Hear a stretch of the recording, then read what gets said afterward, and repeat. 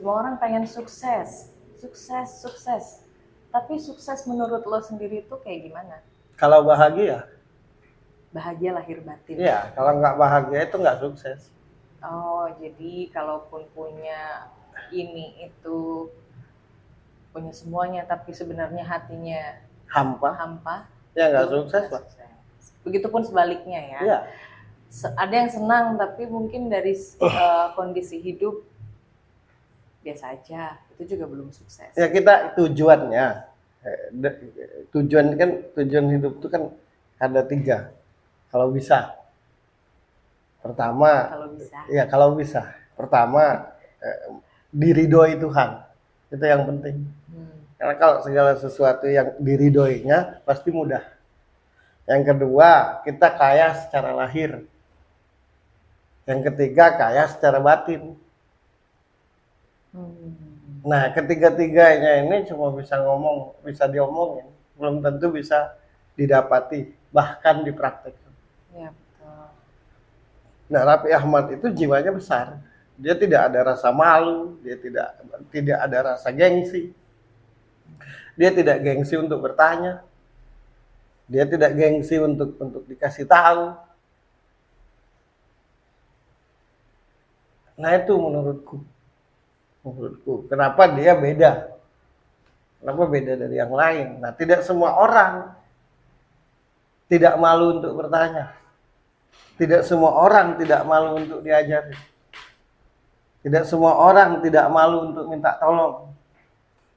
Karena hal yang paling bernilai di diri, hal yang paling mengganjal hidup manusia itu hanya satu, gengsi. Nah, hanya jiwa besarlah yang menghilangkan gengsi. Kan gitu. Dia tidak malu untuk jadi apapun demi karir. Mungkin disuruh-suruh dulu. Itu. Kan gitu. Nah, kalau mayoritas banyak orang itu maunya enak aja. Kalau bisa belum berdoa udah dikabulkan Tuhan. Nyaman, tenang, senang, bahagia, lahir batin, diridhoi pula. Minta di Pak Lurah aja susah, apalagi di Tuhan gitu. Minta di Pak Lurah. Iya, dekat dengan Pak Lurah aja susah gitu, apalagi dengan Tuhan disuruh-suruh pula gitu.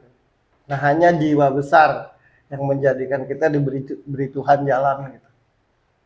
Nah, akhirnya segala hal yang kita kerjakan itu diridhoi. Gitu. Oh iya, jiwa besarnya itulah yang menjadikan dia tidak melupakan teman-temannya. Kesombongan itu kan karena tidak berjiwa besar. Kesedihan itu karena tidak berjiwa besar. Jiwa besar itu tidak ada karena kita merasa siapa. Paham nggak? Kalau kita tidak merasa siapa-siapa, pasti kita butuh orang lain. Kan gitu. Kecewa pasti. Dikecewain pasti. Diremehkan pasti dalam hidup. Dipandang sebelah mata pasti, itu hal yang pasti. Berdoa sampai kemanapun tetap itu akan kita alami. Pasti dialami. Iya. Tapi jiwa besar yang menjadikan kita tidak terluka.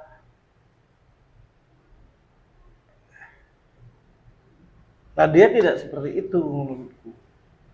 Satu, yang kedua, Raffi Ahmad itu menurutku bukan tipe orang yang nyimpan-nyimpan.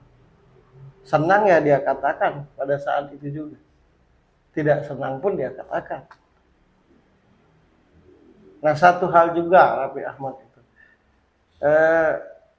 Bukan orang yang kamuflase gitu.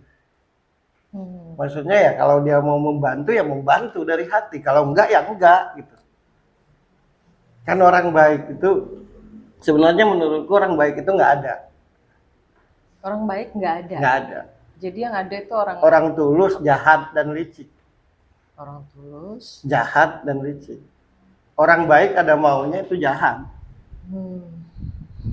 Kalau tidak ada maunya berarti tidak baik. Berarti nggak ada orang. Nggak ada orang baik. Orang tulus, orang jahat, orang licik. Nah, kalau jahat identiknya kepada kenakalan. Dan merugikan diri sendiri. ya, dan jahat itu terjadi karena keadaan biasanya.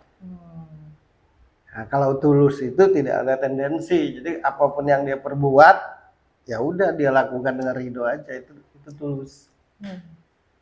Yang licik, nah ini yang susah. Yang sekarang yang licik yang banyak. Sekarang yang licik yang banyak tuh yang licik gitu. Ya, dia bungkus dirinya dengan agama, dia bungkus dirinya dengan yang banyak dengan agama sih. Karena kalau bicara agama cenderung kita percaya gitu. tapi Ahmad enggak kayak gitu. Apa adanya aja tuh. Ya seperti ku bilang tadi, dia tidak malu untuk minta tolong, dia tidak malu untuk jadi apa gitu. Dan tidak terpengaruh. Nah, itu yang mesti digarisbawahi dari dirinya. Misalkan digosipkan jadi ini, digosipkan begitu, dianggap seperti ini, dianggap seperti itu. Dia tidak terpengaruh, tidak terkontaminasi gitu. Sebenarnya yang menghancurkan hidup kita ini kan bukan diri kita sendiri, tapi karena kita terkontaminasi oleh penilaian. Nah, untuk jadi orang besar itu jangan pernah terkontaminasi oleh penilaian. Karena yang hanya ngerti kita itu diri kita dan Tuhan. Caranya gimana tuh? Kan banyak yang pastinya di posisi masih gampang terpengaruh gitu akan penilaian orang. Gimana caranya biar kita punya keyakinan dan tidak mudah jadi pribadi yang tidak mudah terpengaruh akan penilaian orang, kata-kata orang. Ya kerjakanlah segala sesuatu itu untuk kebahagiaan kita dan Tuhan. Karena yang namanya manusia itu identik nilai. Baik aja dinilai jelek, apalagi buruk. Nah kalau kita terpengaruh itu hidup kita capek. Kan gitu. Nah Raffi Ahmad tuh seperti itu gitu. Dan membumi. Aku kan pernah ketemu dia waktu di TV, pernah dulu di TV. Berasa dia artis yang nggak ngartis gitu. Namanya besar tapi tetap biasa aja gitu. Dan apa ya?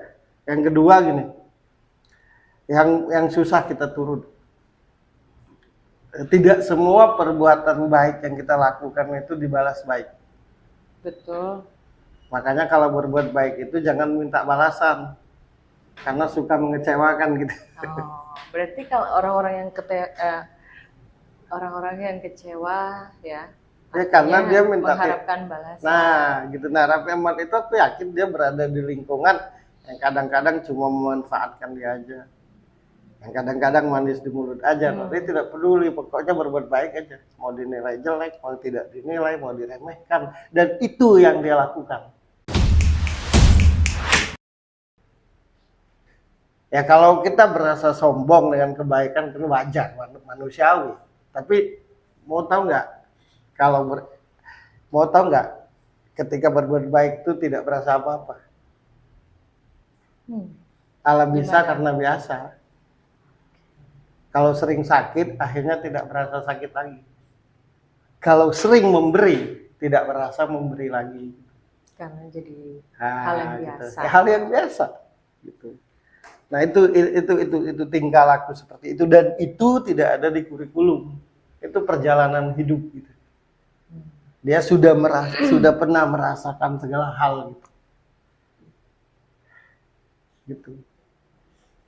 Karena pribadinya seperti itu, akhirnya lihat Raffi Ahmad kan beda. Iya, satu lagi yang kenapa aku bahas, karena menurutku something wrong gitu. Maksudnya tidak biasa gitu. Tidak pendendam. Kecewa pasti, kita kan manusia biasa.